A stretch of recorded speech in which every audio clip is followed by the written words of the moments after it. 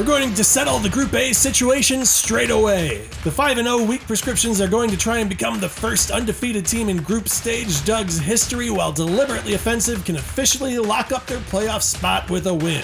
Even a close loss makes it extremely difficult for the Turnpikes to pass it. Babe Ruth is back on the mound of the offensive, and he's walked 2 of the first 3 men while beating the other one to load the bases with 1 out, and it's Gary Matthews at the plate. Not a fortuitous start. We got a hold of the offensive playbook after the game, and shockingly, giving up a first-inning grand slam was not in there. Offensive is down 4 early. But in the bottom of the first, the prescriptions say there's only room for one wildly inaccurate team in this matchup, and it's the team with the broken glasses as their logo. Tommy Burns strikes out the first batter of the inning, but then goes walk. Jimmy Fox singles to load the bases for Barry Bonds, and Barry, swollen man that he is, makes himself an easy target for a hit by pitch. That scores 1, and it's Cal Ripken Jr. scoring 2 more on a single to bring deliberately offensive back within 1.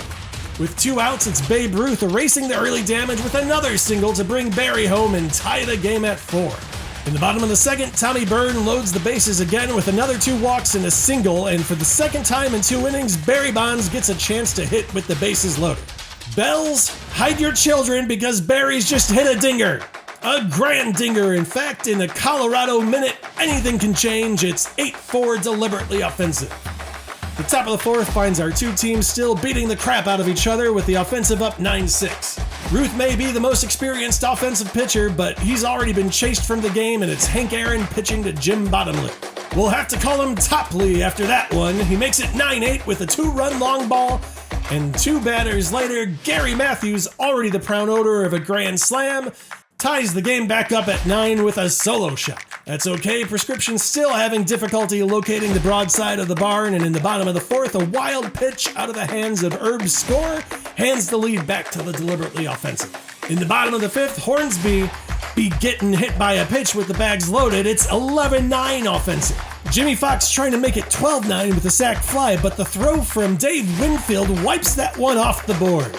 Hamish, get daddy's heart medicine because this game has got me palpitating. The offensive eventually do get the lead to 12-9 on a balk of all things, and why not? The prescriptions are collecting pitching embarrassments like Hamish collects sheep, and that is our mark in the top of the 8th. A couple of walks and a single have loaded the bases for the weak prescriptions, and Cubs Stricker in his first at-bat of the tournament just misses it, but that's going to get Piazza home on a sac fly to make it 12-10. Bases loaded again for Dante Bichette, and Cinderella must have shut her curfew because that's a long ball. The 3rd grand slam of the game. The weak prescriptions once again battle back to go up 14-12. The offensive have 6 outs left to work with, so we should be here roughly another 3 hours. Roberto Clemente has singled to open the door in the bottom of the 8th, and Tris Speaker immediately ties the game at 14 before an out is recorded. Barry Bonds up with 2 outs with Hornsby at first via a walk, of course, and jumping Jehovah's Witnesses, he got it again. Barry's second long ball of the game, an offensive, will enter the 9th inning with the lead. No one has come even remotely close to beating the prescriptions, but here they are down to their final 3 outs, down 2. Rod Carew is on the mound. They've named the AL Batting Championship after him, but as far as Derek Jeter knows, there's no pitching trophies that bear his name as he's on with the leadoff single. Mike Piazza follows, first pitch swinging, and now 50% of the crowd has missed their kids' soccer games because it appears we're never going home. Game tied at 16. Frank Robinson in to pitch. Bases are loaded because they were apparently born that way this game, and Frank was unclear of what was expected of him on the mound. It's a wild pitch, and that gives the prescriptions a 1-run lead heading into the bottom of the 9th. The offensive just need 2 runs to deprive the weak prescriptions of the perfect group stage record. It's Mitch Williams on for the save. Given his solid fundamentals, I'm not sure how he ever became one of the wildest pitchers of all time. Mike Schmidt down swinging. Frank Robinson looking for redemption walks, so the tying run will come to the plate. Roberto Clemente up with an opportunity here. But he's down swinging. Tris Speaker represent offensive's last chance at glory, but he's down swinging as well. The weak prescriptions come out of the gate in season 1 of the Dugs and have already set an insurmountable bar. They go 6-0 in the group stage. Subscribers to the channel permitting, we may go another 5 seasons and never see a performance quite like it again. It was Piazza with the heroic ninth inning blast to tie the game up, but Gary Matthews arguably played the larger part, homering twice and racking up 5 RBIs. The Prescriptions win despite their run of phenomenal pitching performances ending. Tommy Byrne recorded 4 outs in the start, giving up 8. The team collectively walked 12, threw 3 wild pitches, and hit 3 batsmen. Meanwhile, Barry Bonds did everything he could to get his team the win, hitting 2 home runs of his own, accounting for 7 RBIs. So the Turnpikes have their playoff fate in their hands, but those hands are tiny and weak. To pass deliberately offensive, they have to beat the 2019 Detroit Tigers, which, good news, that hasn't been an issue for anybody else in the group so far. But bad news, they'll need to beat them by 19 to pass deliberately offensive in the standings. They do have Doc Gooden going on the mound, who arguably put up the best performance against deliberately offensive in week 1 of the group stage, but 19 runs is asking an awful lot, even with the Tigers in the opposing dugout. They failed to score in the first, and in the bottom of the inning, Jacoby Jones puts them down early. That's the other consideration here. The Prescriptions were chasing glory earlier, while the Tigers, they're running from the soul-crushing failure that comes from a winless tournament performance. If you ask any of these players, and that's quite the task in itself, as you'll have to work very hard to track some of these guys down after being unceremoniously removed from the major leagues, they'll tell you that these 6 losses might hurt more than the 114 they suffered in 2019. We'll fast forward to the bottom of the 4th. Gooden is doing his part. Ronnie Rodriguez is swinging. Miguel Cabrera is tired of reliving this nightmare of a squad. Jordy Mercer, distracted with questions of why his mother named him as she did. The side strikes out, bringing Gooden up to 6 strikeouts on the game. Top of the 5th now. The Tigers have rarely led in a game this late thus far, and they're starting to get excited. Percal at the plate with 1 out and runners at the corners, and he grounds it towards Miguel Cabrera. Can he turn 2? Do the Tigers want it? I guess not. That boot makes it 1-1. They keep it going in the 6th. A couple of singles and a walk loads the bases with no one out, and Jerry Martin singles on the first pitch, plating Pierce Chiles. Next up, it's Charlie Hoover, and that looks like it's deep enough to get the run home. Yes, it's 3-1 Turnpikes. 17 more runs just like that, and they'll be golden. In the bottom of the 6th, Jacoby Jones says, make it 18. That's a solo home run, his 2nd of the game, cutting the lead to 1. But the Turnpikes are right back at it. With runners on 2nd and 3rd, Sam Crane says, you guys deserve it more, and throws a wild one to put the Turnpikes back up 2. The Tigers' deficit is still 2 at the bottom of the 9th. You know the smart thing to do here would be the equivalent of missing a free throw on purpose to get a non-traditional 3-point play.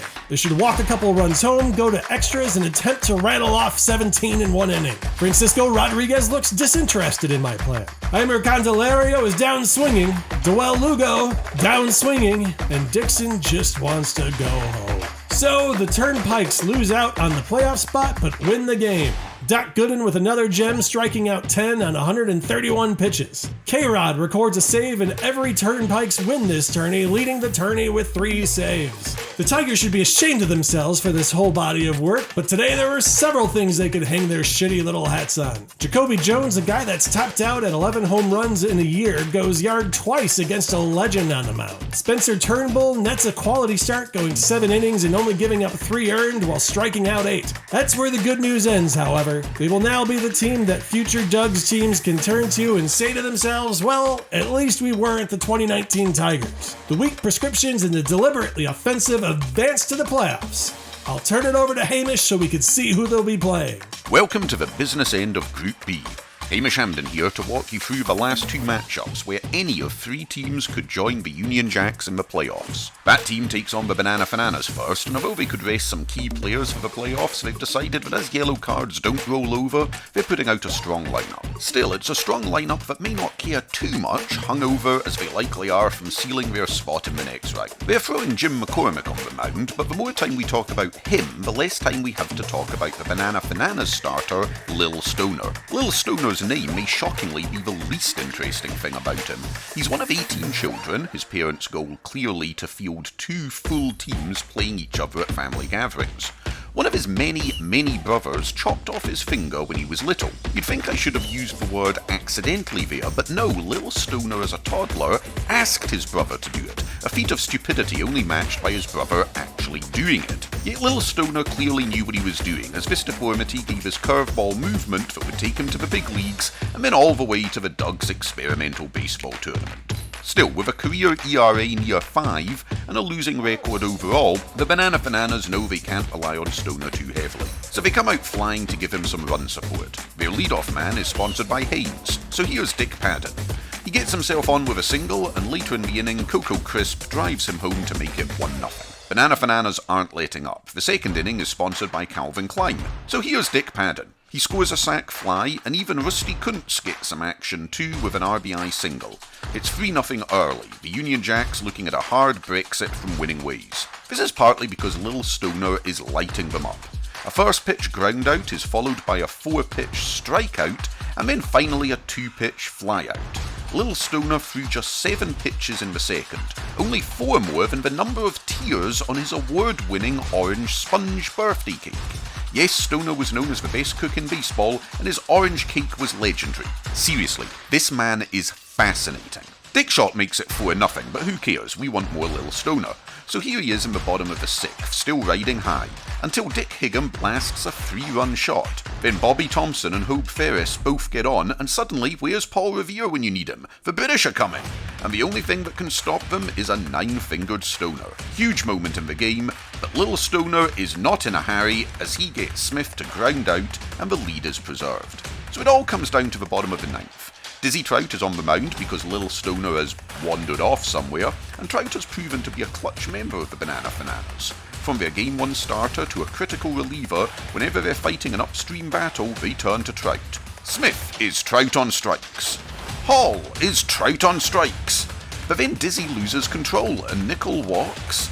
Ed Cogswell gets him to third, and like a 15-point lead in snooker, the Brits can win it with the Brown. But Tom Brown strikes out and the Banana Fananas hold on. They've done their bit and finish with a 3-3 record. Will it be enough? The pitching was of course the wonderful story, with Little Stoner going 8 innings and Dizzy Trout picking up the save. The hungover Jacks were too busy nursing their iron brew, best hangover cure in the world, to do much of note here, but their job was done earlier in the season. Now we head to the last match in the group to see who joins them. And that last match is Glory Days and Big Bones. So let's dive into that most exciting part of all sports, mathematical permutations. It's simple for the Big Bones, win, and they've incredibly made the playoffs after an 0-3 start. For Glory Days, they need a bit more. They need a 4-run win, nothing else will do.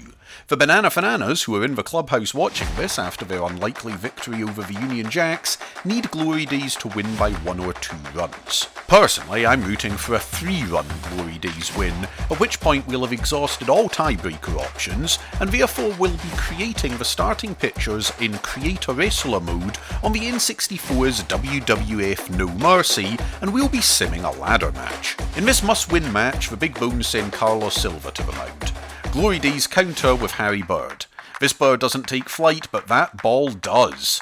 Bottom of the second, and Evan Gattis crushes a 2-run homer to tie him for a home run lead with 4. The Big Bones don't let up, though they're helped by some hapless defending by Glory Days. Bottom of the third, and Hinsky botches a ground ball. Man on. Crosby botches a ground ball. 2 men on.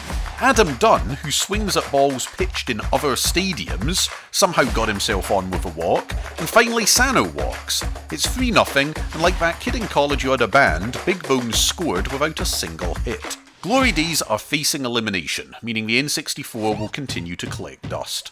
The 280-pound unit that is Carlos Silva has been untouchable. Silva is arguably most well known for giving up home run 500 to Frank Nutrigenics Thomas, and he never made the playoffs in the majors, so he's trying to change that narrative today. His quest is hurt somewhat by this home run from none other than... What are you talking about? Willis? I'm going to give up commenting on how ridiculous this is. He may be a pitcher, but Dontrell Willis has delivered at the plate more than a Grubhub independent contractor. So it's 3-1, but if the Big Bones were worried that this would be the start of a comeback, they get some relief from the opposing reliever. Meet Joe Black, and like that film, this will be painful to watch. Blanks singles, then Gattis doubles, Then Pascucci singles, and that scored a run. Then Lee singles, and that scored a run. It's 5-1, 4 consecutive hits against a man whose favourite pitch was the slow ball. Not a change-up, mind you, a slow ball. You could argue that 1950s pitching can't get it done against modern hitters, but the Union Jacks are winning with a rotation who threw balls made out of melted shoes, so who knows. Bartolo Colon is on in the top of the 9th to close this out. Can he send the Big Bones to an unlikely playoff spot? He starts well, Hinsky flies out, then Cordova grounds out. Final out, but up steps Earl Williams. Earl Williams was a Rookie of the Year catcher who was later traded to the Orioles. The Baltimore pitcher Jim Palmer didn't want him catching for him. Williams did his damn job anyway and helped Palmer win a Cy Young that year. That's the kind of man we're dealing with here. A man of integrity, a man who has seen adversity, a man who grounds out to end the game. Oh well. The Big Bones did it. Silva was the star, going 8 innings as the BMI Blasters rallied from 0-3 to finish 3-3 and pit the Banana Fananas. A great story, made all the better because I don't have to say Banana Fananas anymore, or argue with Johnny Paprika over whether they were called the Banana Fanas all along. Over in Johnny's Group A, the weak prescriptions were undefeated, so they get the Big Bones in the playoffs, and the Union Jacks will have home field advantage against deliberately offensive. So how are we doing this? The regular season is over, so we're going to have a quick holiday break, and we'll be back on the 27th with games 1 and 2 of the Jacks and Offensive. 2 days later, the series between the weak prescriptions and the Big Bones begins. Johnny and I will be calling both series, so if you have a favourite Doug's commentator, I'm sorry, Johnny will be here too. Until then, you know what to do with the videos you like. I've been Hamish Hamden, and both the Dougs and the regular season are closed.